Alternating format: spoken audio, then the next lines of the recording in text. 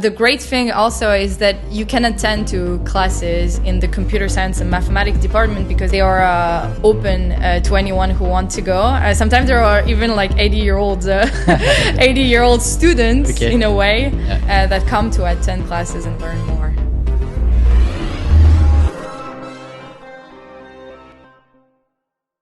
Hey Ava, how are you? Hey, thank you for receiving me. It's a pleasure. So Dive is a podcast to help students and fresh graduates navigate their studies and what they want to do after graduating. And I'm keen to discuss with you today about the VSR role that you did twice in the US. Maybe before diving in, can you please introduce yourself and your background, basically? Yeah, of course. So my name is Ava Kouhana. I'm 23 years old. I'm French, and I'm currently conducting research in artificial intelligence in the US. I'm here to speak about the position of VSR, but to give you a little bit more context about my background, I started by a bachelor's degree in applied mathematics in a French engineering school. And from there, and during my master's degree, I started to realize that I really appreciated artificial intelligence and that I wanted to deep dive into it. As I knew that most of some of the best research is occurring in the US in the field, I decided to reach out to professors, and through a process that I guess we'll discuss, I ended up spending 6 months at Harvard working on computer vision tasks like image segmentation. And more recently, I spent 6 months on the West Coast at Stanford working on diffusion models. Yeah, where we met. Exactly. Maybe for those who are not familiar with the VSR role, can you introduce that role and what it is about?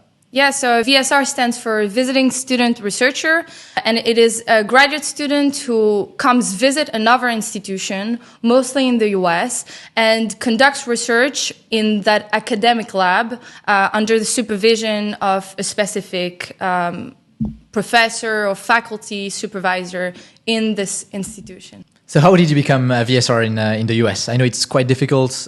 In your case, what was your experience there? So I didn't have any contact. And when you don't have any contact, it's way more complicated because you're not advised by a professor. Just as a timeline, between the moment I started to send the first email and the moment I got my offer, I signed my contract and I got my visa, it was probably from September to January, and I got my visa in May. So it took quite some time. Yeah. The first way I started to look for research opportunities was to first start by reading research papers and then reaching out to the professors that were working on the interesting research papers I read. As you can guess, I didn't get a lot of answers. Professors in big institutions are very busy, so when they receive an email from an unknown email address, they don't necessarily reply. They don't necessarily have time, and if they do, they'll reply to the students from the institution already. So after 3 weeks, a month, I decided to change technique because it clearly wasn't a catch. And so I decided to print every research paper, to read it line by line, and really try to deep dive in it and understand and come up with ideas. And as the mind is very plastic, the more you read research papers, the more you understand, and the more you can make connections and have interesting things to say about it. So I decided to reach out again by email, but this time by really coming up with ideas and writing something structured about what was possible to do maybe with the research paper, next directions, trying to come up with something that would show that I had understood the research paper. Yeah. And I got a first answer by a professor. We jumped on a Zoom call. We discussed for an hour or an hour and a half. Unfortunately, there was no real match. Yeah. I could feel it. He could feel it. So, of course, research is about an exchange of ideas. But I also think that it is about minds that quite think alike or that think complementary. I knew that it wasn't really going to work out, but I decided to ask if I could use his name to reach out to other professors he had advised me to reach out to. And he said yes.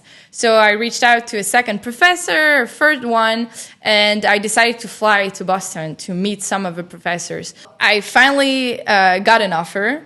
It was from MIT in the Brain and Cognitive Science department. The offer was very interesting. It was on neuroscience and AI, really an interesting topic, but I felt like it wasn't exactly what I wanted to work on because it was more about testing a model than writing research papers and creating my own models. So I decided to leverage this last offer to get my offer at Harvard. And when I finally signed my contract at Harvard and I went there to get my offer at Stanford, it was way easier. So I reached out to a professor at Stanford. The professor asked me if he could reach out to my former supervisor. It's very common in research, so you gotta leave a great impression.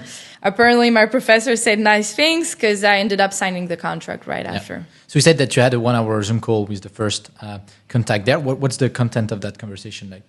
Did they ask about your past research experience? Is it a prerequisite to have a past research experience beforehand? So it is better, yes. And if you don't have a formal research experience, you should work on your own subjects, work on your own projects. So yes, I had some past research experience. That wasn't full-time research. It was rather projects I work on alone, but it was enough to speak a little bit. And very soon in the conversation started to think about prospective subjects and the research paper I had read. So usually those type of conversations are mainly about research ideas and really understanding deep down what the research paper that I read is about and trying to see if there are things to do with that. And it's really an exchange of ideas. It's brainstorming. And sometimes it works and sometimes there is less chemistry. Yeah, it happens. Can we maybe double click on your research topics, especially at Harvard? I'm keen to know more about that research topic. Yeah, of course. So it was in a way my first real full-time research experience. So I was very focused on learning and on collaborating with other researchers that knew more about the different subject than I did at the time as a graduate student. And I was working mainly on 2 topics for 2 different conferences. One on image segmentation. So let's say that you've got an image and you're working, for instance, with autonomous vehicles and you've got to segmentate the image to know what is a car, what is a kid, and what in the image is the background. Yep. It was a very specific project applied to medical imaging and fairness in segmentation. In a couple of words, when you're working with the segmentation models, there are some variation in performances. And it was a medical lab, an ophthalmological lab, and we ended up noticing that when you try to separate in an image the optic disc from the cup disc, there were some differences in performances between races, between black people, Asians, white persons. Ended up introducing new metrics and correcting this imbalance performances. Yeah. I also work on a vision language model for another conference at Harvard. I was leading one project on my end that was on text-to-image diffusion models. And were you able to select the topics you wanted to research on, or was it like, all right, if you come to our lab, this is the topic you need to research on? So it was something I was very focused about. I knew that I wanted to collaborate. Okay. And when you want to collaborate on a subject, you're not necessarily choosing it. But when I reached out to my first professor, I said, listen, like, I want to collaborate on different research topics, but I'll also want to lead my own if I can, if I have some free time. And I ended up doing a little bit of both, meaning that I didn't completely choose my subject because there were also some deadlines to the lab, but I worked on my own subject. Like at Stanford, during the 6 last months, I worked on the subject that I completely chose and that I was very happy with. Cool. And as part of your sort of 6 months experience in both labs, were you able to publish any papers or participate in publications? Yes, so at Harvard, I was very fortunate to participate in 2 publications accepted at conferences. One got published at ICLR 2024. The other one got published at CVPR 2024. And at Stanford, I worked on my own project. I finished a research paper a week ago on super resolution using latent diffusion models for medical imaging, meaning that you've got a low resolution input, a low resolution medical scanner, and you want to have as an output a high resolution scanner, and you can use a specific type of diffusion models called latent diffusion models to do that. And it is awaiting review, so I hope that it will end up being published. Yeah. And for me to understand like the sort of structure within a lab, like who do you report to? What's the sort of day-to-day as part of the lab? So each lab has a very different culture. At least in those institutions, it's very heterogeneous. At Stanford, I was reporting to a postdoc called Mushtaba, very nice, very humble, saved my life a couple of times. So I was mainly working with Mushtaba, and Dr. Levin was rather the one that was supervising the project and reading the finished paper, and to which we would go when we were out of ideas on the project or we had new results and we wanted to show them.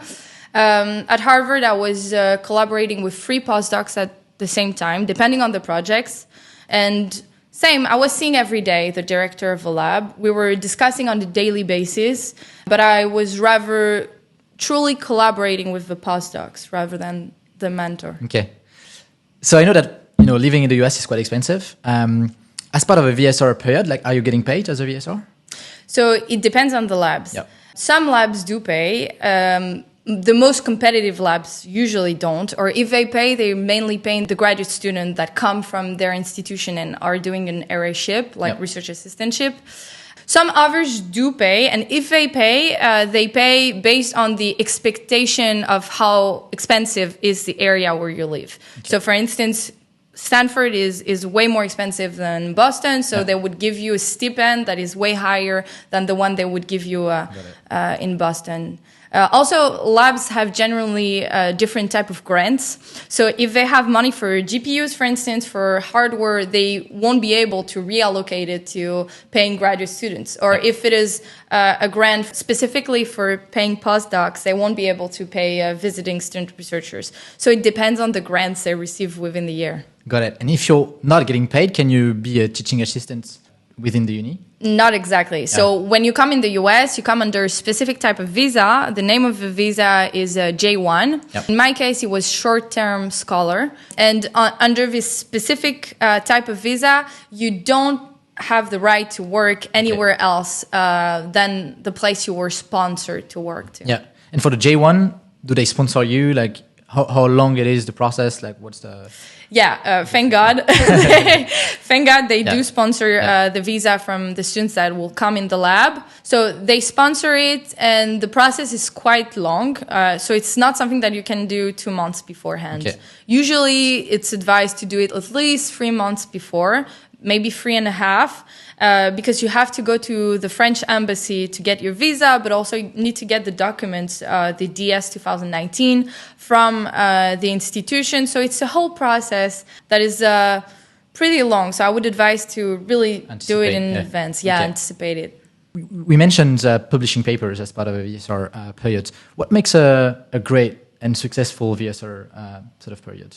I don't think that it's publishing papers, really. Okay. I think that what makes a very successful research period is rather having great mentors. I think that it's very important to be on a learning curve and really try to learn as much as possible. It is a once-in-a-lifetime opportunity to have only that to do out of your day to conduct research. So I think that having mentors that are humble, that want to help you learn, that advise you to read the right research papers, advise you to go to the right GitHubs is really a plus and amazing. And I think that having great mentors is the key. Yeah, it's the key. It's the key. So what's the next steps for VSR students? Is it to do a PhD? Is it to go straight into master's degree? What's next? So usually it would be a PhD. Okay. Because you get a lot of experience from those VSR periods, and it would really be valuable to get accepted to a PhD program, mostly in the US. I think that a PhD is a really great next step after VSR. Within the lab. Yes, of course. If you get along well with your professor, you already work with them, they'll be way more keen to suggest you to enter a PhD within the institution. But you can also be accepted somewhere else. Okay. Yeah, I don't think it's... And in your specific case, what's next for you? I'll stay at Stanford for a little bit of time for a master's degree. I won't start a PhD yet. Okay. I have to finish my master's degree first. So you lived in Boston, you lived in Stanford. What it is to experience the lifestyle in California?